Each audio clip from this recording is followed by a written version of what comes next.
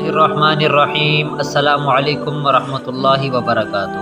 سامعین، عورت کی میت کو غسل دینے کا طریقہ آپ لوگوں سے شیئر کرنے جا رہے ہیں۔ اگر آپ کو ویڈیو اچھی لگے تو لائک کر دینا اور اچھا سا کمنٹ کر دینا۔ آپ کے کمنٹ کرنے سے ہماری رہنمائی ہوگی اور ہم آئندہ اس سے بھی اچھی ویڈیو آپ تک پہنچائیں گے۔ میت عورت کو غسل دینے کا طریقہ یہ ہے۔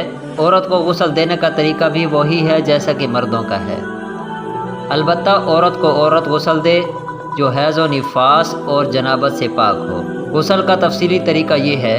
غسل کی تیاری میں مندرجہ ذیل چیزوں کا اہتمام کر لیں۔ بیری کے پتے ڈال کر پانی نیم گرم کر لیں، ورنہ سادہ پانی ہی کافی ہے۔ غسل کے تختہ کو طاق عدد میں لوبان، اگربتی یا کسی خوشبودار چیز کی دھونی دے دیں۔ میت کے ستر پر ناف سے لے کر گھٹنوں سمیت موٹا کپڑا ڈال کر بدن کے کپڑے اتار لیں۔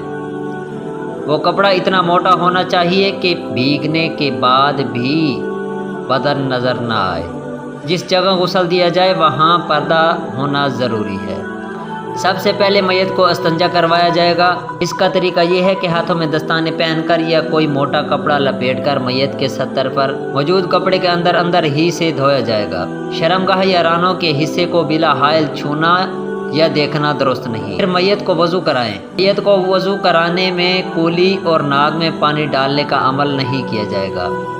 اس طرح گھٹنوں تک ہاتھ بھی نہیں دھوئے جائیں، بلکہ روئی کو تار کر کے دانتوں، مسوڑوں اور ناک کے دونوں سوراخوں میں 3 مرتبہ پھیر دیے جائیں گے۔ یہ کرنا ضروری نہیں، لیکن اگر میت کا حیض و نفاس یا جنابت کی حالت میں انتقال ہوا ہو تو یہ کرنا ضروری ہو جاتا ہے۔ اس کے بعد ناک، منہ اور کانوں میں روئی رکھ دیں تاکہ وضو اور غسل میں پانی اندر نہ جائے۔ پھر پہلے چہرے پر پانی ڈالیں گے، پھر دونوں ہاتھ کینیوں سمیت دھوئیں گے، پھر سر کا مسح کرایا جائے گا، پھر دونوں پاؤں کو دھوئیں گے۔ میت کے جسم پر 3 مرتبہ پانی بہایا جائے گا، پہلے اور دوسری مرتبہ بیری کے پتوں میں پکا ہوا پانی اور تیسری مرتبہ کافور ملا ہوا پانی۔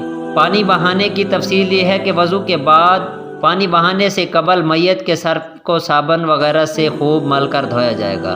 پھر مردے کو بائیں کروٹ پر لٹا کر بیری کے پتوں میں پکا ہوا پانی ڈالیں گے۔ پھر 3 دفعہ سر سے پیر تک اتنا ڈالیں گے کہ نیچے کی جانب یعنی بائیں کروٹ پر پہنچ جائے۔ پھر دائیں کروٹ پر لٹا کر اسی طرح سر سے پیر تک 3 دفعہ پانی اتنا ڈالیں گے کہ نیچے کی جانب یعنی دائیں کروٹ تک پانی پہنچ جائے۔ اس کے بعد میت کو اپنے بدن سے ٹیک لگا کر ذرا سا بیٹھانے کے قریب کر کے اس کے پیٹ کو اوپر سے نیچے تک کی طرف آہستہ آہستہ ملیں اور دبائیں گے۔ اگر کچھ فضلہ خارج ہو تو صرف اس کو صاف کر دیا جائے گا۔